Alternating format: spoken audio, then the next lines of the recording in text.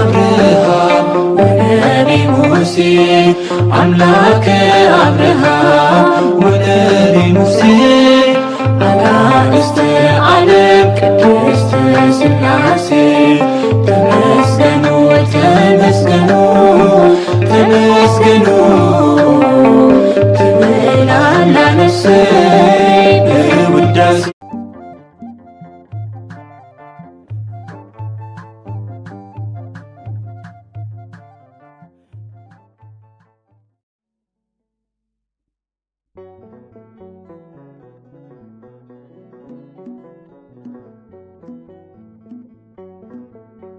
በስመ ሥላሴ በስመ አብ ወወልድ ወመንፈስ ቅዱስ አሐዱ አምላክ አሜን።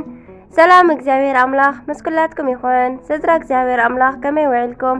ኣነ እግዚአብሔር ይመስገን። ክብሪ ይስፋሕ መድኃኒ ዓለም ኣቦይ ልዑል እግዚአብሔር አምላኽና ክሳብ ሰዓት እዚኣ ብጸጋን ብጥዕናን ዓቂቡ ስለ ዘጽናሕናን ዝዓቀበናን ክብርን ምስጋናን ኣምልኮን ውዳሴን ንዘለዓለም ንዑ ይኹኖ።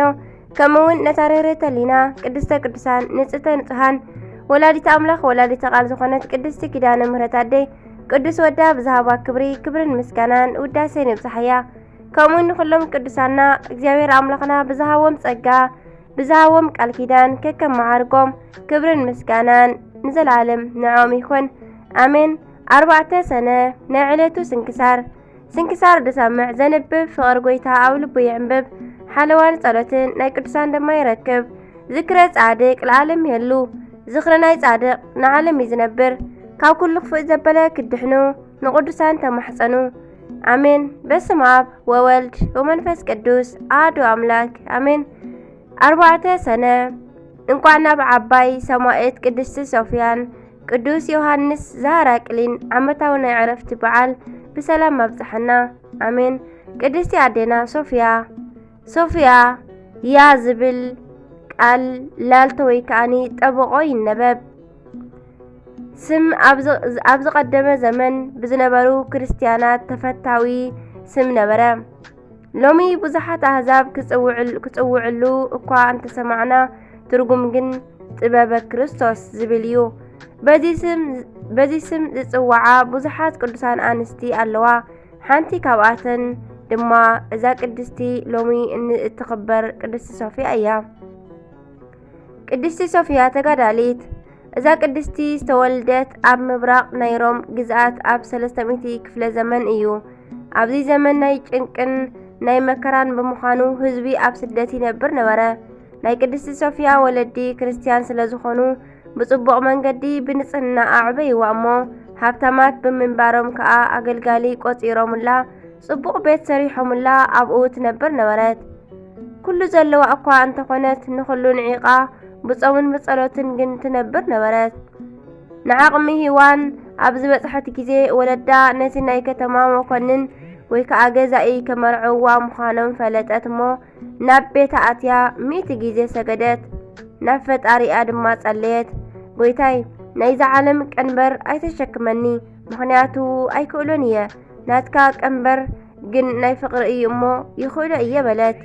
ንኣገልጋሊታ ጸዊዓ ብዙሕ ወይኒ ኣስትያ ልብሲ ተቐያይራ ብለይቲ ወፂኣ ከዓ ናብ በረኻ ኸደት። ዕላምኣ ምናኔ እኳ እንተኾነ ናይ እግዚኣብሔር ፍቓዱ ግን ካልእ ነበረ። ኣብ መንገዲ ብዙሓት ክርስቲያናት ብብዝሒ መከራ ክስደዱ ረኸበቶም እሞ ንሳ ግን ስደት ኣይመረጸትን። እንዳሓተተት በላዒ ሰብ ናብ ዝተባሃለ ኣረሜን ንጉስ ዲዮቅሌጥያኖስ በጽሐት እሞ ኣብ ቅድሚ ንጉሱ ቀሪባ ኣነ ክርስቲያን እየ በለቶ። ንጉስ ከዓ ካብ ጽባቐ መልክዓ ካብ ድፍረታ ዝተለዓለ ተደነቐ። ክሓባብላ ከፈራርሓን ፈተነ እሞ ግን ንሳ ግን ኣይተኸናወነሉን። ወታደራቱ ኣብ መሬት ኣውዲቖም ጠርቡ ዘሎ ናይ ብረት ዘንጊ ስለ ዝሃረምዋ ደም ነቲ ኣከባቢ ኣልበሶ።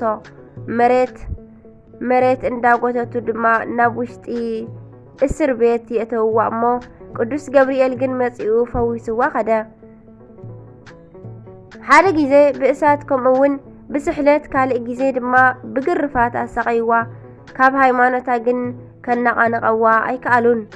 ኣብ መጨረሽታ ክሳዳ ክትስየፍ ንጉስ ኣዘዘ። ወታደራቱ ድማ ፈጸምዎ።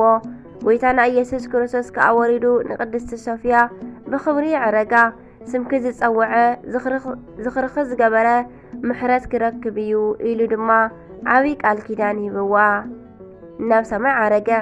ንሳ ድማ ቃል ኪዳን ዝኣተወላ እሞት በረኸታ ይሕደረና። ናይ ኣዴና ቅድስቲ ሶፊያ ጸሎታ ናሳ ተባዓት ድማ ይዓድለና ኣሜን። ቅዱስ ዮሃንስ ዘሃራቅሊ እዚ ቅዱስ ዝነበረ ብተመሳሳሊ ኣብ ዘመነ ሰማዕታት እዩ። ኣቦኡ ዘካርያስ ኣድኡ ኤልሳቤጥ ንሱ ድማ ዮሃንስ ይበሃል። ዘገርም መንፈሳዊ ግጥጥም እዩ። ናይዚ ቅዱስ ወለዱ ናይ ሃገረ ሃራቅሊ ኣመሓደርቲ ክኾኑ ከለዉ ዝተመስከረሎም ሕያወት ነበሩ። ዘካርያስ ዓሪፉ ዮሃንስ ኣብ መንበሩ ዝተቐመጠ ገና ኣብ 20 ዓመቱ ነበረ። ኣብቲ ወቕቲ ካብ ክልተ ሓደ ምምራጽ ነበረ እሞ ሓደ ንጣዖት ሰጊዱ ብምድራዊ ክብሩ ምቕጻል፣ ካልኣይ ወይ ድማ ብክርስትና እሙማት። ቅዱስ ዮሃንስ ግን ልቡ ብናይ ክርስቶስ ፍቕሪ ዝተመልአ እዩ እሞ ከበድቲ ነገራት ፈጸመ። ኣብ መጀመርታ ኣብ ኣከባቢኡ ንዘሎ ቤተ ጣዖት ኣውደመ ወይ ከዓ ኣፍረሰ እሞ ቀጺሉ ድማ ናብ ንጉስ ከይዱ ኣብ ቅድሚ መኳንንቱ ንክርስቶስ ዝገደፍካ ሰነፍ ኢሉ ገሰጾ። ድሕሪዚ ኣብ ልዕሊ እዚ ቅዱስ ዝተፈጸመ መከራ ዝንገር ኣይኮነን። ዘየሳቀይዎ ነገር ኣይነበረን። እሳት፣ ስሕለት፣ ሰይፊ፣ መንኮራኹሩ ካብ ኩሉ ዝኸፍአ ግን ቆርበቱ ገፊፎም ኣብ እሳት ጠበስዎ። ንሱ ግን ስለ ሃይማኖቱ ነዚ ኩሉ ተዓጊሱ በዛ ዕለት በዛ ሎማዓንቲ ክሳዱ ተሰየፈ። በረኸት ይሕደረና። ኣምላኽና እግዚኣብሔር ኣምላኽና ግፍዒ ሰማዕታት ዘኪሩ ንዓና ካብ ዝመጽእ መከራ ኩሉ ይሰውረና። ኣሜን። ካብ በረኸቶም ድማ ይኽፈለና፣ ብጸሎቶም ድማ ይቕረ ይበለና። ኣሜን። ሰነ 4 ዝኽበሩ ዓመታዊ ናይ ቅዱሳን በዓላት ድማ ቅድስቲ ሶፊያ ተጋዳሊት ወሰማዕት፣ ቅዱስ ዮሃንስ ዘሃራቅሊ ሰማዕት፣ ቅዱስ ሳኑሲ ሰማዕት፣ ቅድስቲ ማርያ ሰማዕት፣ ቅዱስ አርቃዲዮስን ወገናቱን ሰማዕታት፣ ቅዱስ አሞን ሰማዕት። ወርሓዊ በዓላት ድማ ቅዱስ ዮሃንስ ወልደ ነጎድጓድ፣ ቅዱስ እንድርያስ ሐዋርያ፣ ቅዱሳን አብርሃ ወአጽብሃ። አሜን። እምበኣርከስ ዘይቅላዕ ክዱን ዘይፍለጥ ድማ ስውር የልቦን እሞ ኣይትፍርሕዎም። ኣብ ጸልማት ዝነገርኩኹም ብብርሃን ተዛረብዎ፣ ኣብ እዝንኹም ዝሰማዕኩምዎ ከዓ ኣብ ናሕሲ ኮይንኩም ስበኽዎ። ነቲ ስጋን ነፍስን ኣብ ገሃነም ከጥፍእ ዝከኣሉ ደኣ ኣዝኹም ፍርሕዎ እምበር ነቶም ንስጋ ዝቐትሉ ንነፍሲ ግና ምቕታላ ዘይከኣሎም ኣይትፍርሕዎም ይብል ማቴዎስ ምዕራፍ 10 ፍቕዲ 26። ኣሜን። ስንክሳር ድሰምዕ ዘንብብ ፍቕሪ ጎይታ ኣብ ልቡ ይዕንብብ። ሓለዋን ጸሎትን ናይ ቅዱሳን ደማ ይረክብ። ዝክረ ጻድቅ ለዓለም የሉ፣ ዝኽሪ ናይ ጻድቅ ንዓለም እዩ ዝነብር። ኣሜን። ዝወደቐ ዝነጠበ ቃል ኮነ ዜማ ኩሉ ብኣፈ ቅዱሳን ትጉሃን መላእክቲ ተኣርመለይ። ወስብሐት ለእግዚአብሔር ወለወላዲቱ ድንግል ወለመስቀሉ ክቡር።